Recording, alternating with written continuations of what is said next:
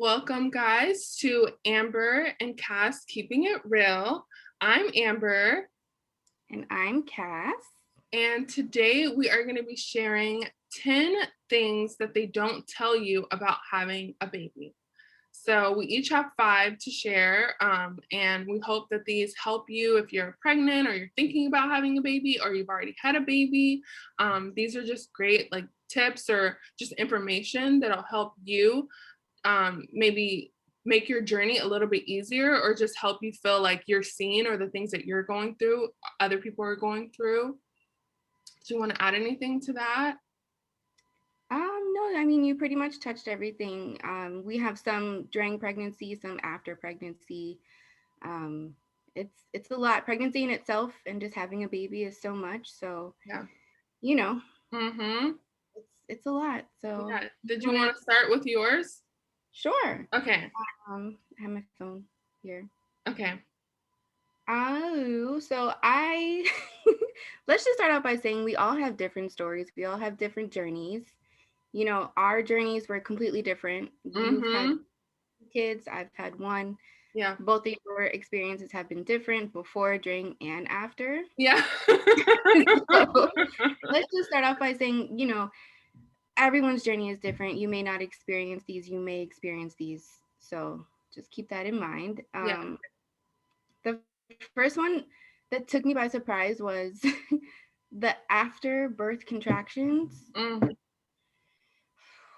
I was like, what is going on here? Mm-hmm. I already gave birth. Why are you still contracting? What's going on? Like, I thought it was over. The epidural was out, everything was done. And I was like, okay, well, give me more meds, please. It was, I don't know what the medical term is, but it's basically, your body is like contracting to get the baby out. Mm-hmm. So it has to contract back to the normal size that it was before. Mm-hmm. So that is real. It hurts. To me, I feel like it hurt worse than the actual contractions. Yeah, I agree. Same. It was painful. I was holding on to the railing in the bed. It was so painful. I literally was just I kept calling the nurse too, I don't think this is right. I think something's terribly wrong. Crying Yeah. from the pain. Yeah, it definitely is something that they don't even make you aware of it. When you go to the next room, they don't share oh, by the way, you're probably gonna have some more pains coming on. Let us know. Yeah. We'll give you your, some medication. They don't tell you that at all. And all of a sudden you're just having them and they're like, oh yeah, okay, we'll give you Tylenol or whatever. They give you Midol or something, It was horrible. I thought it was my C-section pain at first. I was like, something's not right. Like, it's really, really painful. Yeah. And then I figured it out. I can't remember if I went on Google or if Mm-hmm. the nurse told me. I can't remember. It's been 3 years, but Yeah. yeah, that's real. Yeah, it is. It hurts. What about you? Yeah. Did you want me to go with my one? Let's see. So the first one I would say is how exhausted you're gonna be. Just it almost feels like you get sent home, okay, you had the baby, you stayed here one night at the hospital, and then now you're home and you got this, after you were in labor. Some people are in labor for 2-3 days, they haven't slept, and now you have a newborn crying, needing you, and you don't even know what they need necessarily. You can feed them and you can rock them and you can do all these things, but you don't know the baby yet. So one, you just went through this really traumatic experience of giving birth, and then you're now at home where you're not really fully equipped, because it's not really a job that you can get training in, right? You can't, people don't train to become a mother. They just, you just become one day. You are that minute, within a minute you weren't, and the next minute you are, and so it's just so exhausting to kind of be guessing and not sleeping. Your body is recovering, and just there's so many things happening to you. Your hormones are up and down, and you're tired, but the tiredness is mental, physical, it is on Emotional. it's on so many different levels that I just think that people don't prepare you for that either. They just send you off on your merry way. Here's your baby. You wanted a baby, here you go. And bye-bye and good luck, And so I just remember being so exhausted, and thank goodness, I had my husband there, my mom was coming over, and so I would just say for everyone that is like coming home, make sure that you talk to all the people that are in your life that can help. Let them help. If they want to make dinner, if they want to come clean your house, if you feel comfortable with them in your house, let them be there. Let your husband, hold the baby. Let your mom, your aunt, whatever it is, your best friend, just take the help, because, you just needing those breaks, or to take a shower, or to eat, or, just to breathe, you need those times. So, because the exhaustion is on another level. So I don't know about you. Yeah. About how you were. I have one. So, and you have two now. So I don't even. Yeah, I can tell you like an example, just one example of a day in the life is usually me, like the baby's crying or the baby needs to be fed. Maybe he woke up from a nap or something, and I'm feeding him. And then my son is like, mommy, I'm hungry. I'm like, okay, 1 second. Let me just feed the baby and then I'll get to you. And then my son's like, oh, I'm so hungry. Like, oh, I'm never going to eat. You're going to be the baby, And so eventually I just get so tired of like hearing him say that if I'm home by myself. And I'm like, okay, so I just get up with the baby on my boob. I'm in the kitchen. I'm like trying to open the refrigerator door, trying to get something, a snack bar, whatever it is that I can give him, hand to him, all while I'm trying to keep the baby on my boob, walking around. It's just a lot. crazy. Yeah, if someone had a camera on me, they'd be like, what are you doing? Maybe that is a good video idea. Oh my God. Yeah, a day. Yeah, just follow me. Ooh. Yeah. Crazy. It's crazy. Oh yeah, that exhaustion is you can't prepare for it. Yeah.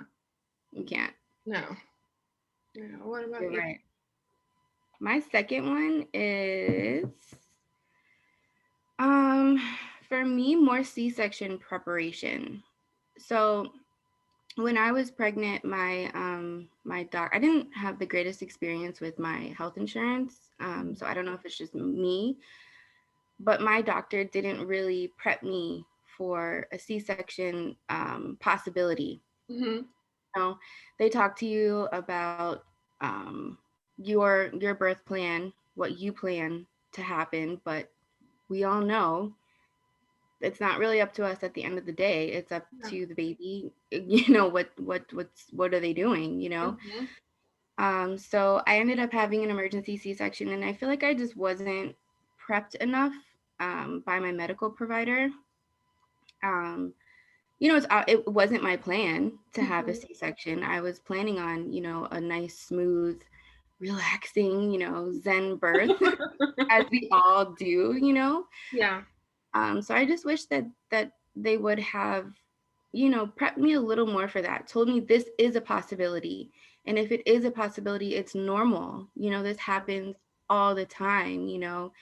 I wish they would have like walked me through like, okay, if it is an emergency, this is how it would happen. If it's, scheduled, this is how it would happen, recovery time, things like that. They don't tell you that beforehand. It was just like, oh, emergency C-section, go, go, go. Like, and then it was just like, wow, like I didn't even think to like plan for this or to like, have any type of game plan for that. So I don't know. I wish that that was more of a normal conversation.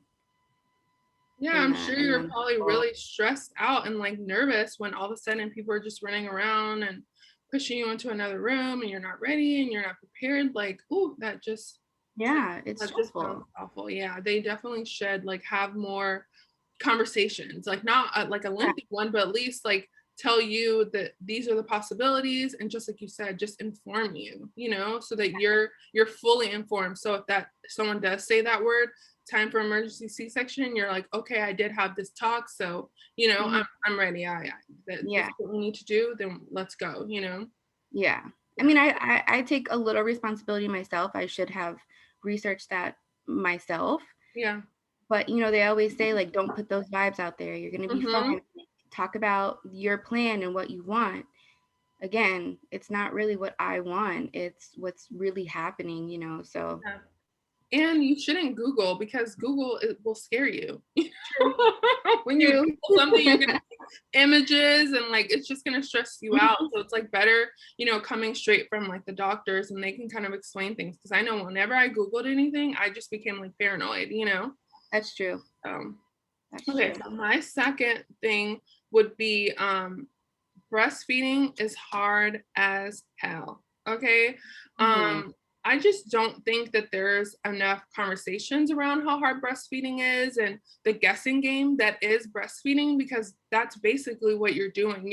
You're guessing if you've got your boob in the mouth right. You're guessing if there's anything even coming out. You're guessing, if they're getting a full stomach or not. You're literally just guessing. And then on top of that, it hurts, and a lot of times these,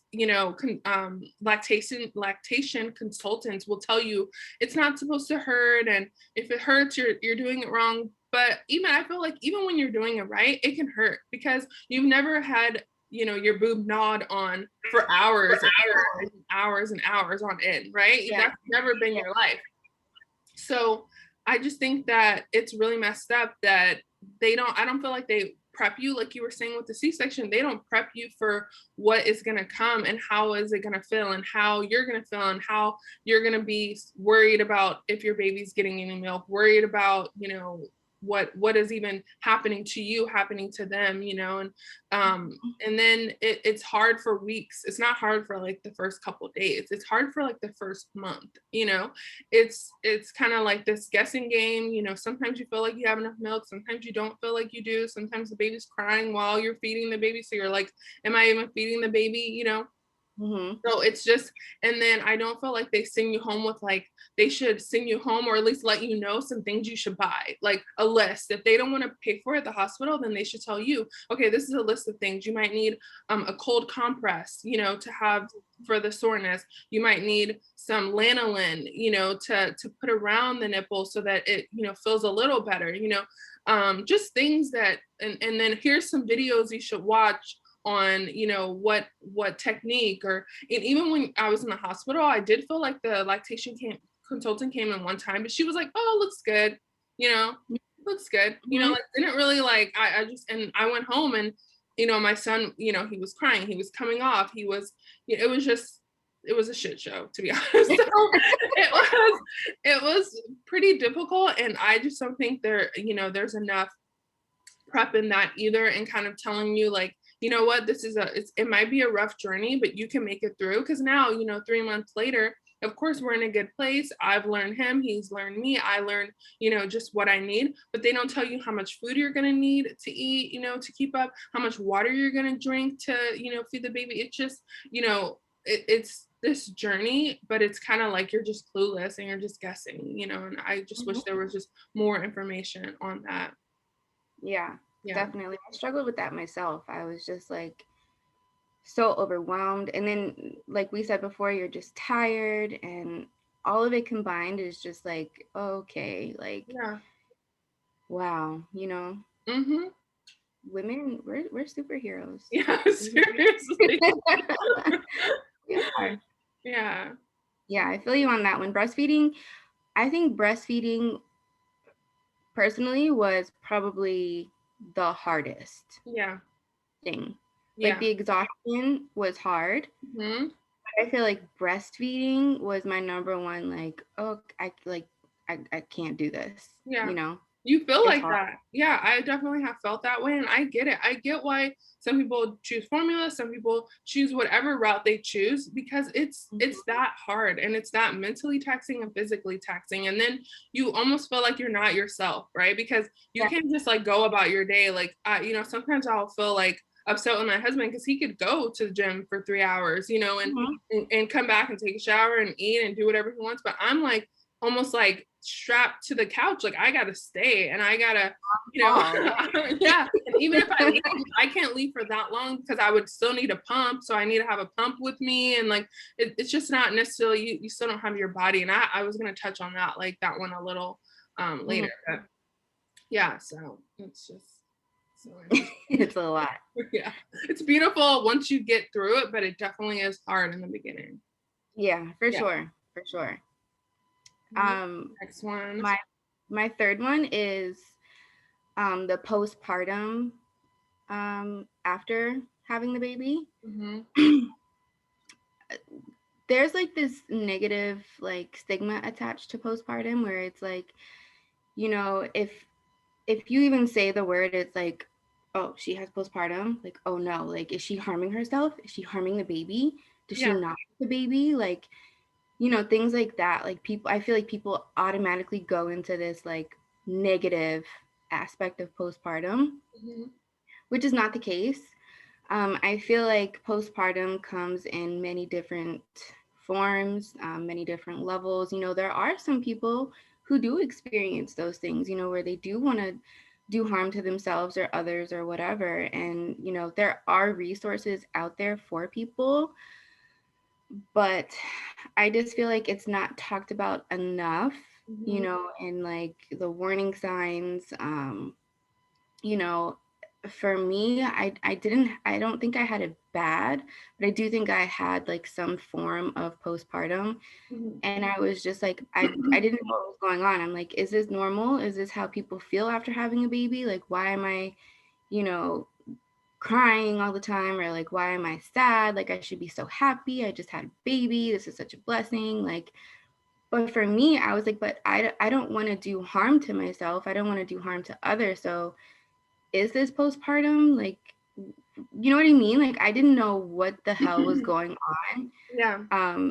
I had to just like research myself. I mean, I could have called like a therapist or something, but I just feel like beforehand, the doctor should tell you like postpartum is not just this, you know, it's many different things. It's mild, it's severe, it's in the middle, you know what I mean? Like, it's just so, I just feel like it has like this negative context, and it shouldn't be like that. It should be more of an open topic, open conversation, you know, welcomed, you know, in different fields, you know. It's a lot. It's for me, I was just so confused. I didn't know what the hell was going on, you know, like, and again, I feel like I had a mild version of it.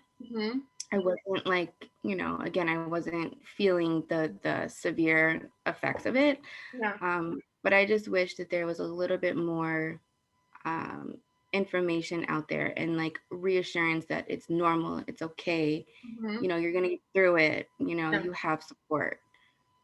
Yeah, no, I agree. I definitely think that a lot of people suffer, like you said, postpartum, baby blues, you know, all those things where, you know, just like you said, but a lot of things are chemical imbalance, you know, and they don't explain that, you know, your hormones and all those things they're going to drop drastically. You have this new life, it's crying, you're crying, you know, there's just so much going on that, you know, it should be more of a conversation like that is so normal. You're going to cry. You're going to feel sad, you know, maybe not to the extreme of, like you said, where, you know, some people, which is really sad, some people who do want to harm themselves or can't deal, and they do need to seek lots of help, you know, but it should be like just a preparation. Another thing that gets talked about while you're pregnant, because they don't have to talk about it like, you know, after birth. They can talk about it at one of your appointments, you know, or, you know, normal appointments, and just say, by the way, you know, keep in mind that, you know, this might happen and it's completely normal. And,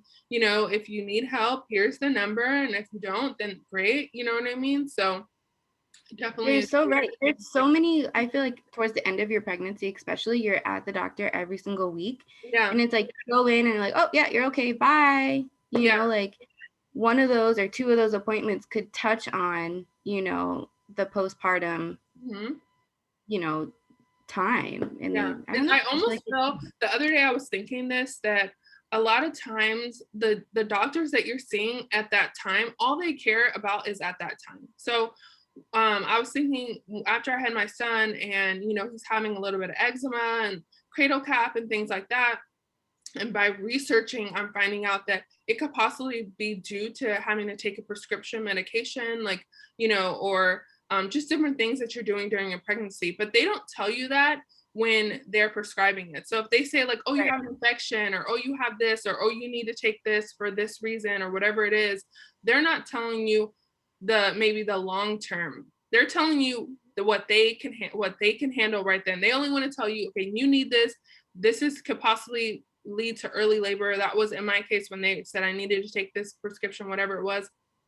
And then come to find out, it can cause all these things later on that you still have to deal with, but they're only dealing with what's right in front of them. They're not thinking long term. And I feel like that is it's just like, it's wrong. They should be saying, okay, we're going to prescribe this, we're going to give this to you, but just letting you know that this is what can happen, or so that you're prepared when it does happen, or if it doesn't happen, at least they let you know, but I feel like they're only worried about the one thing that's happening then. They don't think about later, because they're just an OBGYN. They're not a pediatrician. So they're not going to talk to you about your infant. They're going to only deal with, it's in your belly right now. We're going to help you push it out, and then see you later. Someone else will talk to you about what happens later. Yeah.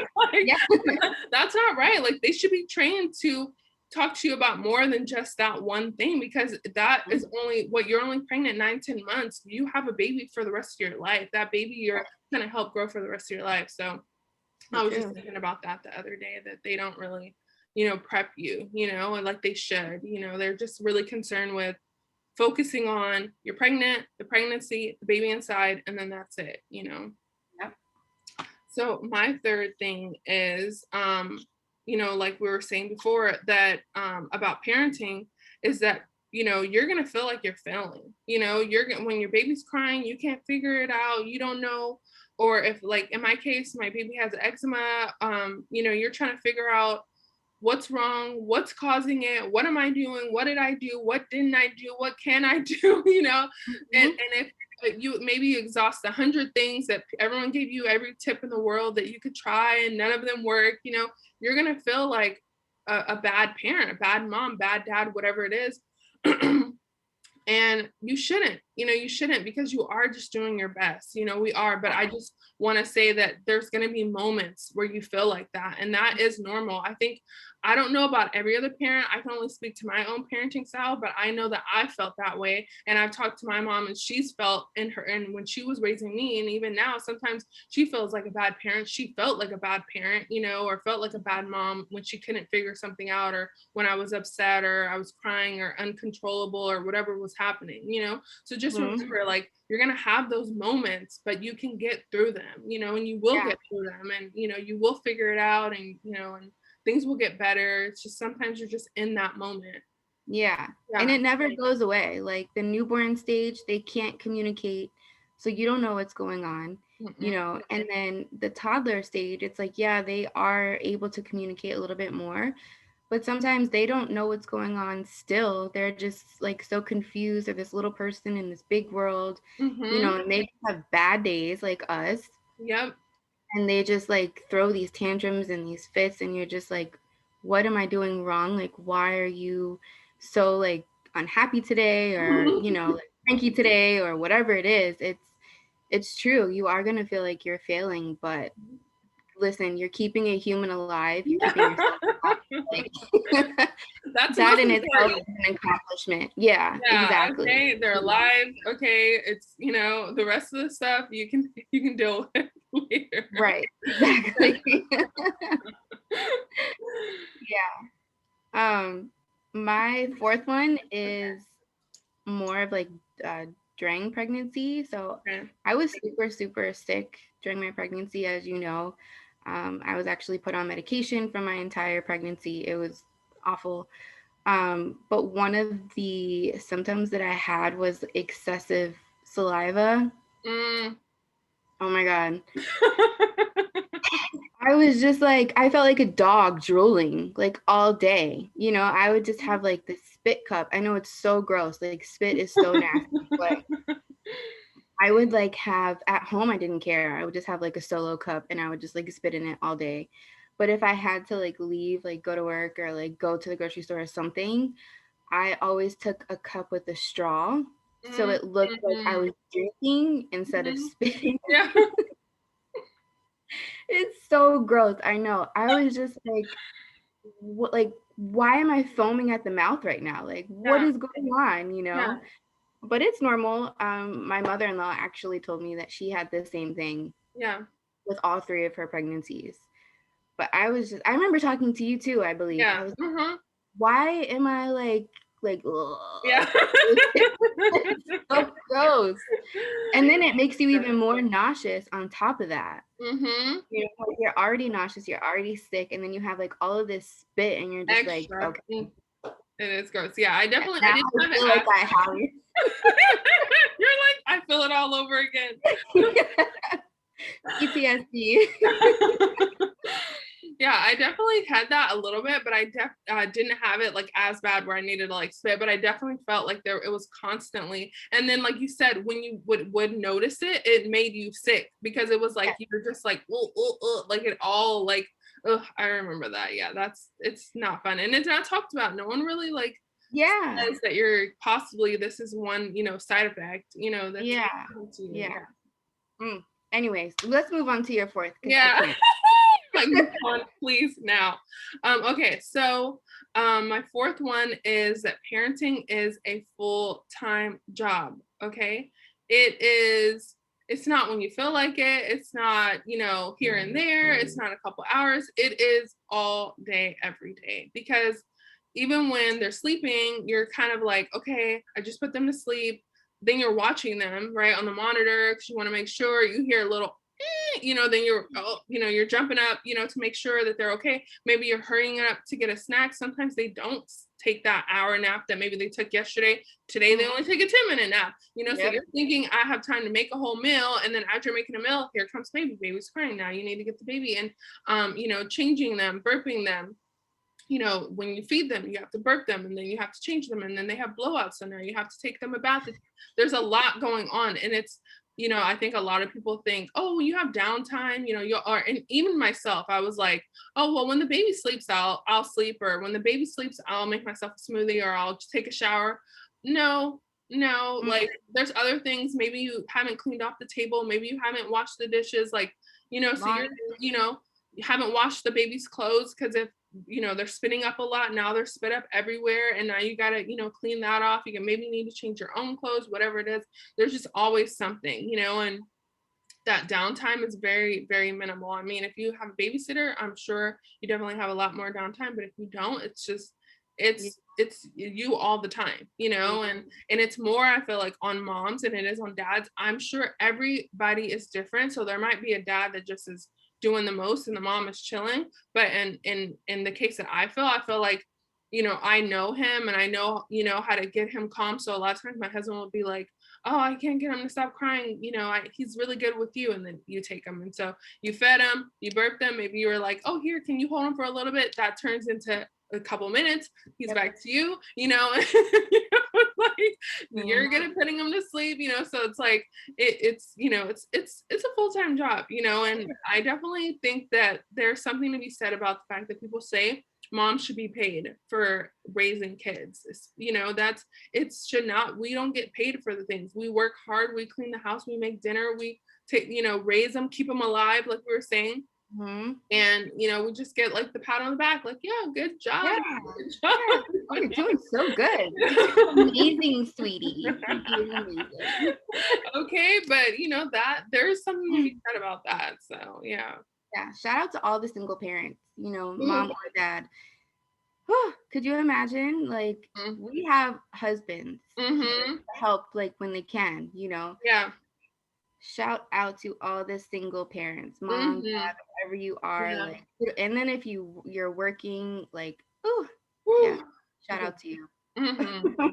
Seriously. Yeah. My 5th one is it's a physical thing. So my 5th one is skin tags. When I got pregnant, I was just like,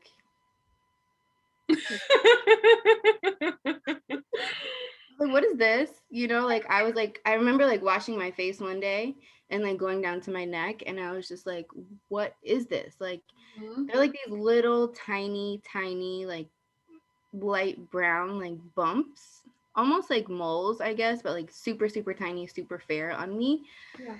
But yeah, I got like a bunch on my neck, and then I got like one big one on my hip. It's almost like a mole Mm. now, like right on my Okay. hip.